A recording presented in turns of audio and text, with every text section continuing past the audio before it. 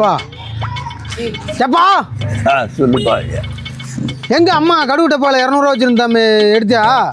கடுகு டப்பாவில் 200 ஆ நான் வேற வச்சுருந்தேன் அலமாரியில் 200 வச்சுருந்தேன், அதையும் காணோம். எடுத்தியான்னு நான் கேட்குறேன். தெளிவாக தான் நிதானமாக தானே இருக்கா? எனக்கு நிதானமாக தான் இருக்கிறேன். இல்லை ஆமாம் எடுத்த மாதிரி தான் இருக்குது. ஆனால் எப்பா எனக்கு 28 வயசாச்சு. இது வரைக்கும் உங்ககிட்ட வந்து கை நீட்டி நான் பேசியிருப்பேனா? பேசுனது கிடையாது. ஏன் ஒரு மரியாதை, அந்த மரியாதை ஏன் கெடுத்துக்கிற? 28 வயசு ஆகுது. என்ன வந்து நீ ஓசி ஒருத்துன்னுக்கிட்டு இருக்க? வேலைக்கு போக வேண்டியதாண்டா நீ. ஓஹோ, இப்போ நான் வேலைக்கு போகலங்கிறதுக்காக தான் நீ குடிக்கிறியா? யார் வேலைக்கு போகல? நான் வேலைக்கு போகிறேனா இல்லையாங்கிறது அம்மாவுக்கு தெரியும். உனக்கு எப்படி தெரியும்? தினமும் 150 ரூபா கொடுத்து ஒரு குவார்டர் குடிச்சிட்டு ரோட்டில் படுத்து கிடக்கிற உனக்கு எப்படி தெரியும்? அம்மாவை கேளு. உனக்கெல்லாம் மனசாட்சி இருக்காப்பா? நான் 12வது படிச்சுக்கிட்டு இருக்கும்போது பப்ளிக் எக்ஸாம் தமிழ் எக்ஸாமுக்கு கிளம்பிக்கிட்டு இருக்கேன். குடிச்சிட்டு வந்து அம்மாவை போட்டு அடின்னு அடித்து மண்டையை உடச்சி எக்ஸாமுக்கு போகாமல் ஜிஹெச் ஹாஸ்பிட்டலுக்கு போனேன் அம்மாவை தூக்கிட்டு. அன்னைக்கு நிறுத்தின படிப்பை அப்பா இப்படி அட்டூழியம் பண்ணுறாரு, நம்ம குடும்பத்தை யார் காப்பாற்ற போகிறாங்க அப்படின்னு படிப்பை அன்னைக்கு நிறுத்தினேன். குடும்ப கஷ்டத்துக்காக வேலைக்கு போக ஆரம்பித்தேன்.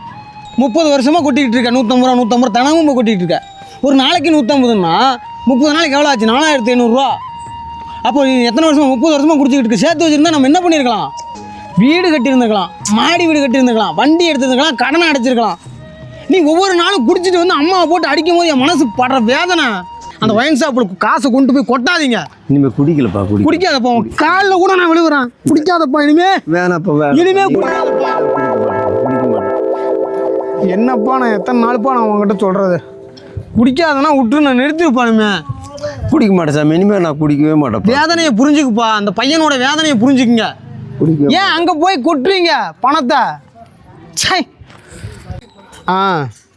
அதான் சைடிஷ் மட்டும் ரெடி பண்ணிட்டேன்டா. அப்படியே வாங்கிட்டு வந்துருங்க. என்ன பண்ணுறது? இந்த குடி விட்டு தொலைச்சிடணும்.